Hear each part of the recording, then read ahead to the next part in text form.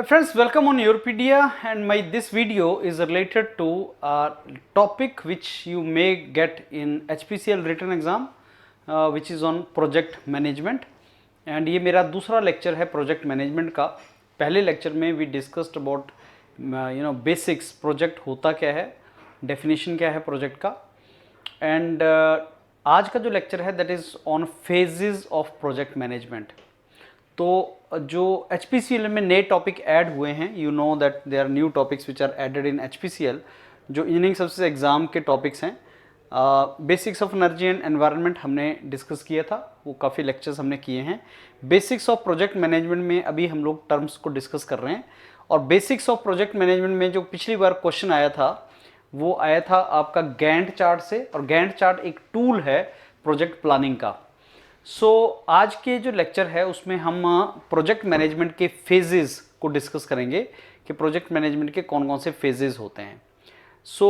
Project management के phases friends अगर आप देखेंगे तो ये इस तरीके से प्रोजेक्ट मैनेजमेंट चलता है. Management of project activities. Project होता क्या है, हमने पिछले लेक्चर में we discussed how do you define project. Project is a temporary endeavor, that includes group of activities, couple of activities, and that gives you particular output or particular objective in the form of product or service. तो project पूरे के पूरे project को करना जिसमें resource consume होते हैं उसको प्रोजेक्ट मैनेजमेंट बोलते हैं. And project manager is the basically person who completes entire project with in particular time. Project has an objective, project has a timeline, project consumes resource, multiple activities will go parallel, and hence to handle this entire project, that activity is called project management. And to manage the project meticulously within the time, lot of tools and technology will be required. और उसी tools में आपकी network diagrams like PERT, CPM and Gantt chart, bar chart, ये सारी की सारी चीज़ें उसी के लिए required होती हैं. देर आर सर्टन स्टेजेस और फेजेस और स्टेप्स. सबसे पहले आप प्रोजेक्ट को डिफाइन करते हो, concept define what is the project and give me the idea, that is called initiation. Let's think of the project, we want to initiate the project. Once you have defined what you want to do, then you will make the planning. Okay, let's plan how we are to do it, how much budget is required, that is called planning. After that, let's start it, implement it, launch it, execute it. This launching, execution, implementation is the most hectic phase. और project manager सबसे ज़्यादा busy इसी phase में होता है. और आप देखोगे कि पीक जो आती है प्रोजेक्ट की वो इस फेज में आती है. And then it is the control, followup, performance analysis कि whatever we planned, is project going on that direction और not, going as per that और नॉट. कई बार आपके प्रोजेक्ट में डिले हो जाएगा, कई बार आपके रिसोर्स कम हो जाएंगे, कुछ प्रॉब्लम्स आ जाएंगी. That all is controlling part. And then obviously everything goes okay, we are to close the project now and move on to the next project, and we are to do the review meeting. So this is how entire project goes on. And आज के lecture में हम इसी के बारे में थोड़ा सा और डिटेल में पढ़ेंगे कि प्रोजेक्ट मैनेजमेंट होता क्या है. So these are the phases of the project management. So definition may not be very important for you, but largely in some books you will find the project phases, they show 3 phases, 4 phases, 5 phases. When initiation and planning club together, that becomes the planning only, one step. So that way people have divided entire project management phases into couple of categories. तो वो 3 phase भी हो सकते हैं, 4 भी हो सकते हैं, 5 भी हो सकते हैं. तुम 5 को याद रखना, 3 और 4 वाला भी मैं तुम्हें दिखाऊंगा अगर आता है तो क्या बोलना है. फिर प्रोजेक्ट मैनेजमेंट की डेफिनेशन क्या है, मेरे को लगता नहीं कि रिटन एग्जाम में डेफिनेशन आएगी, लेकिन फिर भी तुम इस डेफिनेशन को थोड़ी सी देख के चले जाना. HPCL का जो एग्जाम तुम्हारा होना है तो तुम्हें थोड़ा सा आइडिया होना चाहिए कि किस तरीके से फेजेस होते हैं प्रोजेक्ट मैनेजमेंट के. ये वाला डायग्राम इंपॉर्टेंट है. इस डायग्राम के अंदर बहुत सी चीजें हैं. Concept and initiation first phase, definition planning second phase, execution launch implementation third phase, performance and control fourth phase, project को क्लोज करना फिफ्थ फेज. तो ऐसे हमने प्रोजेक्ट को 5 फेजेस में बांटा. अब इन 5 फेजेस में क्या है, प्रोजेक्ट का जो चार्टर डिसाइड होता है, प्रोजेक्ट में करना क्या क्या है, वो फर्स्ट फेज है. अब इसमें ध्यान से देखना, कुछ टर्म्स हैं जो आपको पता होनी चाहिए कि कौन से फेज में वो टर्म्स होती हैं.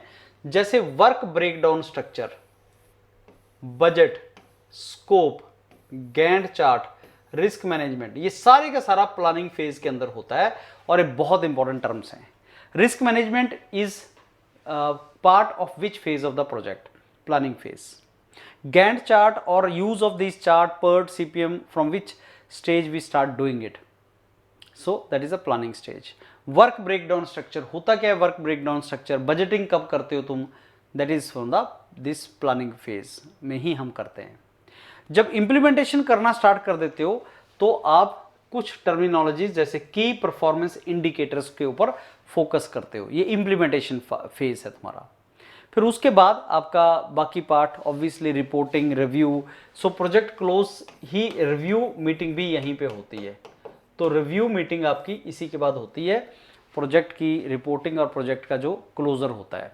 सो सेकंड जो फेज है प्लानिंग फेज, उसमें बहुत सी ऐसी एक्टिविटीज हैं जहां से एग्जाम में क्वेश्चन आता है कि ये चीज कब होती है। तो प्लानिंग फेज में आपको पता होना चाहिए प्रोजेक्ट का जो प्लानिंग फेज है उसमें कौन कौन सी एक्टिविटीज होती हैं, सो दैट आपको आइडिया चले कि अगर एग्जाम में क्वेश्चन आएगा तो किस तरीके से आएगा।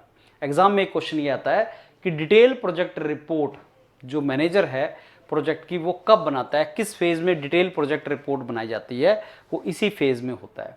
इनफैक्ट इसी फेज में आपका जो मैनेजर है उसकी हायरिंग, जब प्रोजेक्ट का इनिशिएशन करना होता है आपने, तो इसके बाद आप प्रोजेक्ट मैनेजर की हायरिंग करते हो, फिर वो प्लानिंग करता है। प्लानिंग में प्रोजेक्ट मैनेजर होता है साथ में, डिटेल प्रोजेक्ट रिपोर्ट देता है, वो अकॉर्डिंगली सारे का सारा वो चलता है सिस्टम आपका प्रोजेक्ट का।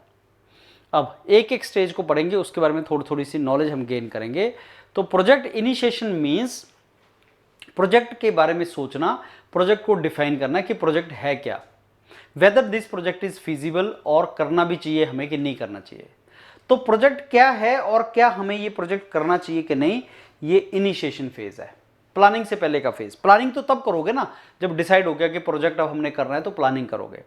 प्लानिंग से पहले प्रोजेक्ट करना है कि नहीं करना है, पॉसिबल है भी कि नहीं, फिजिबल है भी कि नहीं, वो इनिशिएशन फेज है। इनिशिएशन फेज में जो स्टेक होल्डर्स हैं उनको साथ में लाया जाता है और प्रोजेक्ट का एक चार्टर बनाया जाता है और प्रोजेक्ट इनिशिएशन डॉक्यूमेंट बनाया जाता है, उसमें सारे का सारा पर्पस ऑब्जेक्टिव लिखा जाता है और स्टेक होल्डर्स के साथ डिस्कशन किया जाता है। अब स्टेक होल्डर क्या होते हैं? स्टेक होल्डर जो प्रोजेक्ट के साथ जुड़े होते हैं। स्टेक होल्डर में जो फाइनेंसर है या जो फंडिंग लगाएगा वो भी बैठा होता है, जो मालिक बैठे होते हैं, प्रमोटर बैठे होते हैं, प्रोजेक्ट मैनेजर बैठा होता है जिसको बताया जाता है कि प्रोजेक्ट तूने हैंडल करना है। तो वो सारे के सारे स्टेक होल्डर उसी कैटेगरी में, जिनको प्रोजेक्ट से कुछ मतलब है, वो सारे के सारे इस फेज में बैठे होते हैं जिसको इनिशिएशन फेज बोलते हैं। ये जो मैंने लाल रंग से मार्क किया है इसको ध्यान से देख लेना क्योंकि यही आपका इंपॉर्टेंट चीज है। सो प्रोजेक्ट प्लानिंग, अब प्लानिंग की फेज में क्या होता है, जो प्रोजेक्ट है उसका डिटेल में हम डिस्कस करते हैं कि करना कैसे है, इसको रोड मैप है, शेड्यूलिंग। बेसिकली प्लानिंग में हम डिटेल में रोड मैप बनाते हैं और शेड्यूलिंग करते हैं। इसमें इस फेज में हम ऑब्जेक्टिव गोल्स को बड़े क्लियरली मेंशन करते हैं। प्रोजेक्ट प्लानिंग के there are two basically methods जो प्लानिंग में यूज किए जाते हैं। प्रोजेक्ट प्लानिंग में हम दो मेथड्स को यूज करते हैं, एक को स्मार्ट बोलते हैं और एक को क्लियर बोलते हैं। स्मार्ट एंड क्लियर एक्रोनिम है स्मार्ट, और इसका हर टर्म का मतलब है। तो जितने भी गोल हैं, ऑब्जेक्टिव हैं, वो ढंग से हो जाएं। तो स्मार्ट का मतलब कि गोल बड़े स्पेसिफिक होने चाहिए, टू द पॉइंट होने चाहिए, मेजरेबल होना चाहिए, उनको मेजर कर सको आप, अटेनेबल होना चाहिए, उनको अटेन कर सको, रियलिस्टिक होना चाहिए और टाइमली कंप्लीट होने चाहिए।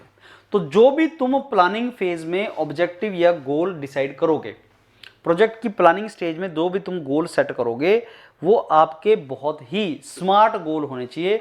मतलब वो आपके अटेनेबल होने चाहिए, स्पेसिफिक होने चाहिए, मेजर कर सको उनको, रियलिस्टिक होने चाहिए, टाइमली होने चाहिए। ये सारे के सारे ऑब्जेक्टिव तुम्हारे मीट हों जो गोल्स हैं। तो ये मतलब होता है स्मार्ट गोल का। प्रोजेक्ट के गोल ऑब्जेक्टिव कौन से स्टेज में बनाए जाते हैं? प्लानिंग स्टेज में।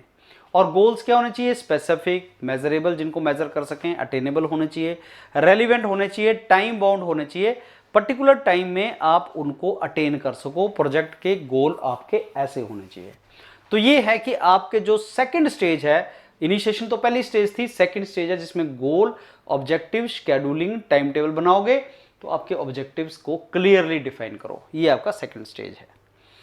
क्लियर गोल क्या मतलब है? क्लियर गोल का स्मार्ट गोल तो समझ गए हम, क्लियर गोल का क्या मतलब है। ओके, अब अगर आप अपने ऑब्जेक्टिव्स या गोल को मीट करना चाहते हो तो आपको कोलैबोरेटिव होना पड़ेगा।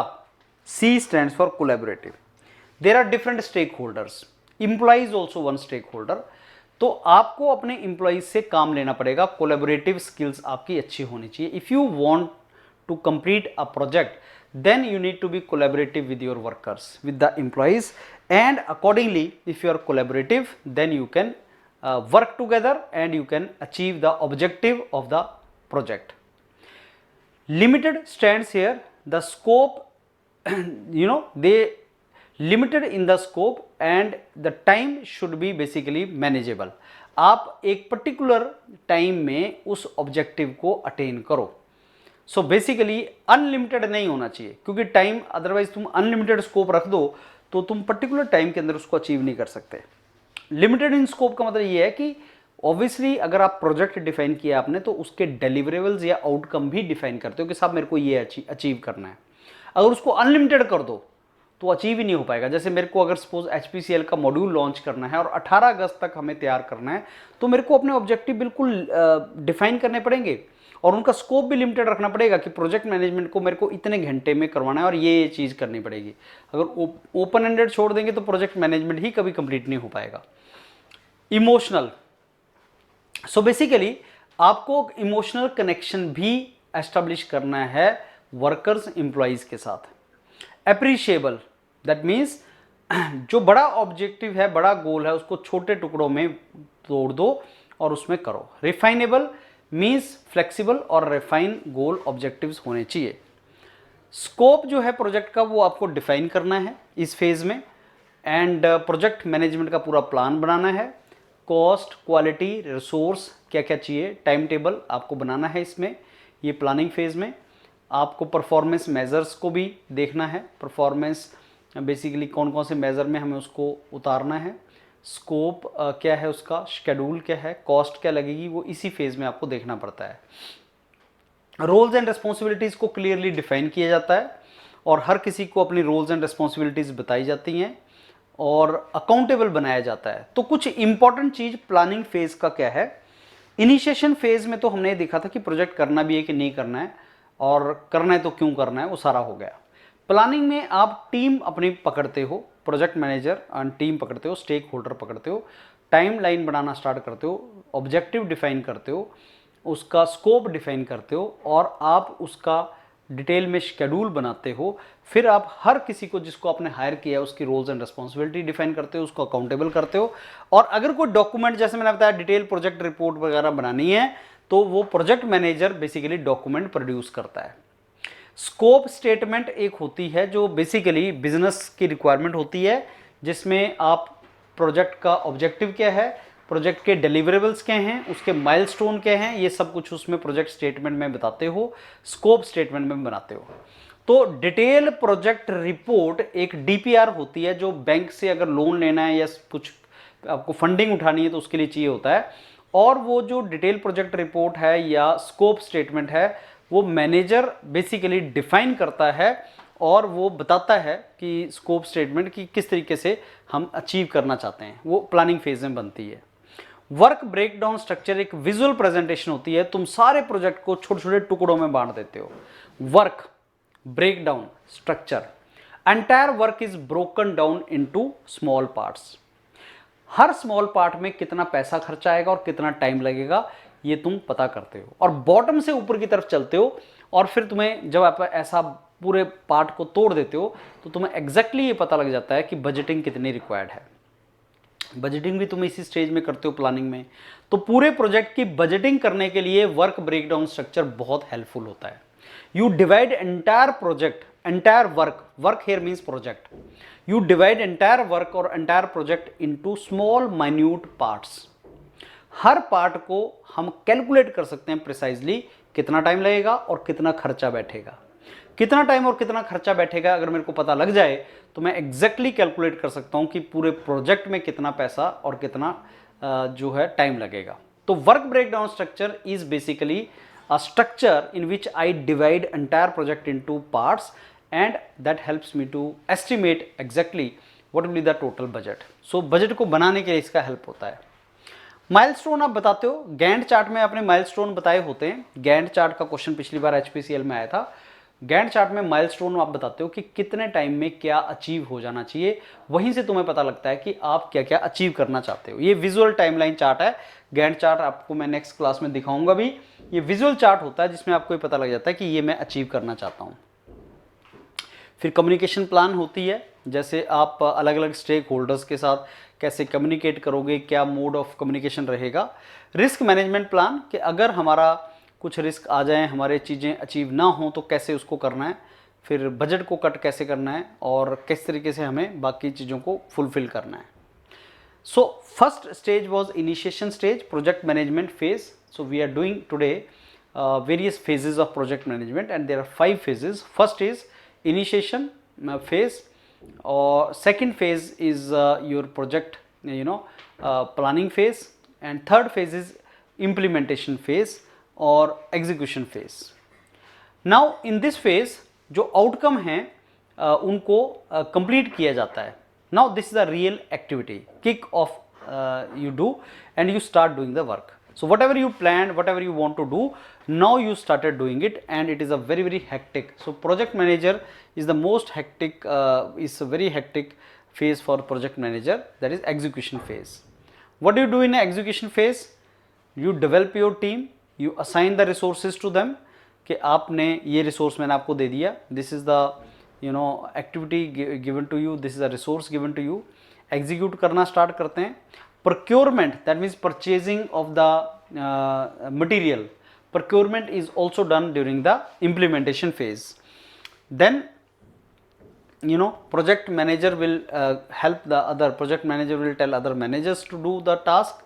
ट्रैकिंग सिस्टम रहेगा, टास्क असाइनमेंट एंड एग्जीक्यूशन होता है, मीटिंग्स होती हैं, अपडेट लिया जाता है, एंड प्रोजेक्ट प्लान का अगर मॉडिफिकेशन चाहिए तो इस फेज में किया जाता है. So this is third phase. And also one thing you need to know, next phase is the monitoring phase. तो होता क्या है कि जब तुम इंप्लीमेंट करना स्टार्ट करते हो, व्हेन यू स्टार्ट इंप्लीमेंटिंग और executing the project, many problems you may face. बहुत से इश्यूज आने के चांस होते हैं, बहुत से इश्यूज आना स्टार्ट होते हैं. तो monitoring is closely observing whatever you planned and whatever is happening now, is this matching? So you monitor that, you observe that. So whatever you planned and whatever is actually happening, you start monitoring it. If is going according to that, तब तो ठीक है, नहीं तो क्या करना पड़ता है, फिर आपको थोड़ा सा प्लानिंग अपना चेंज करना पड़ता है. तो मॉनिटरिंग और इंप्लीमेंटेशन फेज आपका पैरेलली चल रहा होता है.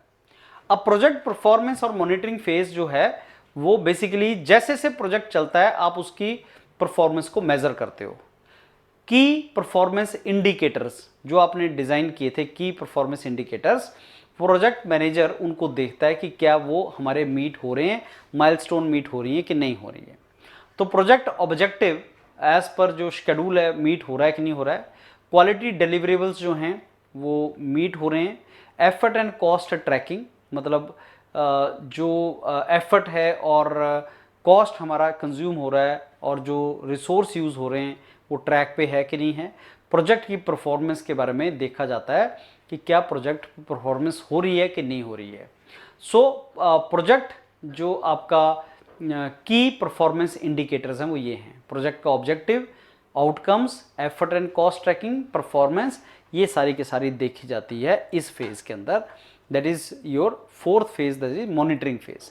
और मैंने आपको बताया कि मॉनिटरिंग फेज और इम्प्लीमेंटेशन फेज आपका पैरेलल चलता है. और कुछ चेंजेस आपकी, जैसे आपने प्लानिंग के टाइम पे जो की थी, कुछ चेंजेस अभी भी की जाती हैं इसके अंदर भी. तो ये आपका पैरेलल चलता है, राइट. सो इस फेज के इस टाइम के अंदर प्रोजेक्ट मैनेजर को अपने शेड्यूल रिसोर्सेज को यूटिलाइज और अपना चेंज करना पड़ता है. पांचवा और लास्ट फेज जो होता है फ्रेंड्स, वो होता है क्लोजर फेज. इसी में रिव्यू मीटिंग भी की जाती है और इसमें प्रोजेक्ट को कंप्लीट करके कमीशन कर दिया जाता है, हैंड ओवर कर दिया जाता है कस्टमर को. कॉन्ट्रैक्टर जो हायर किए गए थे उनको प्रोजेक्ट को टर्मिनेट करना होता है. अब प्रोजेक्ट कंप्लीट हो चुका है और इसमें क्या करते हो आप, रिव्यू मीटिंग करते हो. रिव्यू मीटिंग के कुछ पर्पस होते हैं. तो रिव्यू मीटिंग में आप जो अपने वैल्यूएबल टीम मेंबर्स हैं उनको रिकॉग्नाइज करते हो, ये रिव्यू मीटिंग में होता है.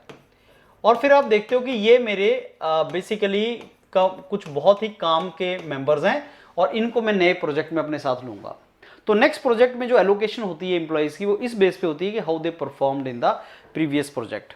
सम प्रोजेक्ट मैनेजर्स बेसिकली लोगों को इकट्ठा करते हैं जो उनकी टीम में रहे हैं और उनको नेक्स्ट प्रोजेक्ट में साथ में ले लेते हैं।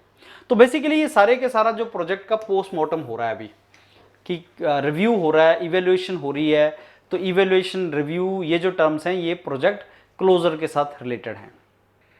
हमने क्या सीखा, हमने क्या लर्निंग की है इस प्रोजेक्ट से, that everything goes on in this. So एक बार प्रोजेक्ट कंप्लीट हो गया तो प्रोजेक्ट मैनेजर कुछ दिन तक प्रोजेक्ट में फिर भी रहता है, सो दैट अच्छे तरीके से हैंड ओवर हो जाए सारे का सारा project to the customer. So this is the final project report बनाई जाती है फिर, एंड फाइनल प्रोजेक्ट रिपोर्ट में सारे का सारा रिव्यू होता है कि प्रोजेक्ट किस तरीके से चला। अब ये सारे का सारा जो हमने डिस्कस किया फ्रेंड्स, वो यहाँ पे भी है। प्रोजेक्ट इनिशिएशन में क्या करना है हमें, प्रोजेक्ट इनिशिएशन में हम प्रोजेक्ट के ऑब्जेक्टिव्स, गोल्स, उनको डिस्कस करते हैं, ये देखते हैं हमें करना है कि नहीं करना है।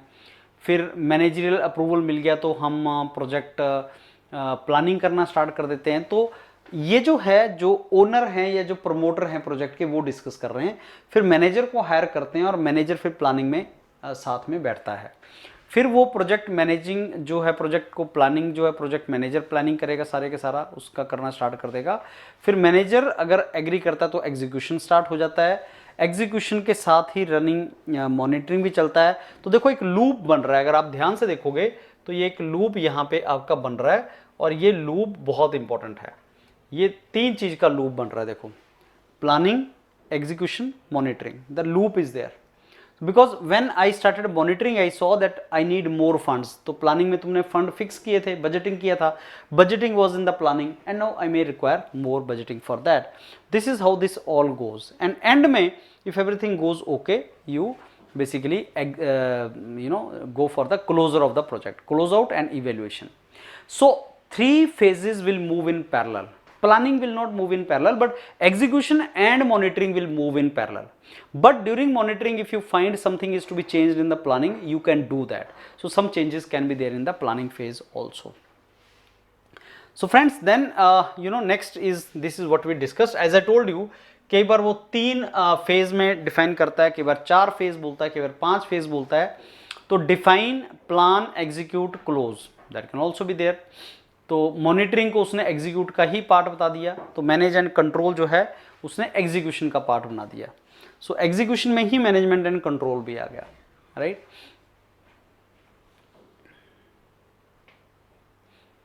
प्लानिंग में रिस्क असेसमेंट किया जाता है, वर्क ब्रेकडाउन स्ट्रक्चर किया जाता है। डिफाइन के अंदर आप आइडेंटिफाई करते हो और डिफाइन करते हो, ये दोनों चीजें इसके अंदर सारे के सारा आता है। Project life cycle is also there is something which is called project life cycle. How the project moves, initiation, planning, execution and control, and closing. So documentation is done at the end once closure is there. Project closure report is given.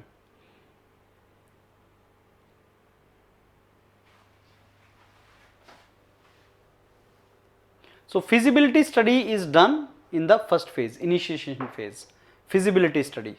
Because if the project is feasible, then only you will go forward. So charter, feasibility study, project scope, that everything is done in the initial.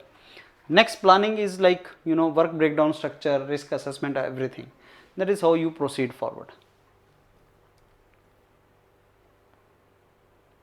5 phases of project management.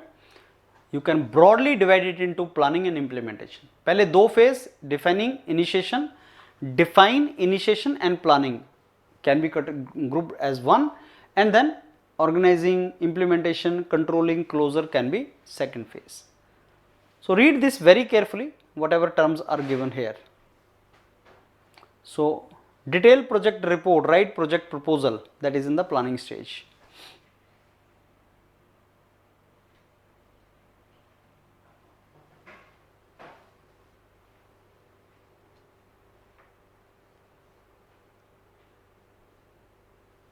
Initiation, as I told you, the loop will be formed. Planning, controlling, execution, there will be loop. And then last में closing.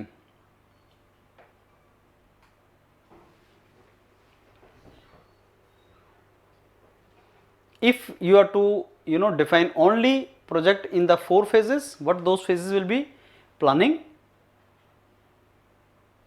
then built up, detail budget you are making, then implementation, close out. So you must be seeing that same चीज को बार बार अलग अलग वे में explain कर रहा है, और ये है project life cycle. First is concept, concept और ideation, concept, ideation, initiation, same चीज का नाम है, राइट. कंसेप्ट, आइडिएशन जिसमें आइडिएशन आता है, और इनिशिएशन जिसमें तुम स्टार्ट करते हो. This development means planning, then execution. So you can see the level of total effort. Maximum effort is during execution stage. Maximum hectic, maximum effort is during execution stage.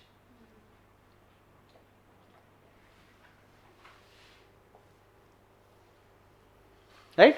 So this was a detail about various phases of project management. So HPCL में project basics of project management is a topic.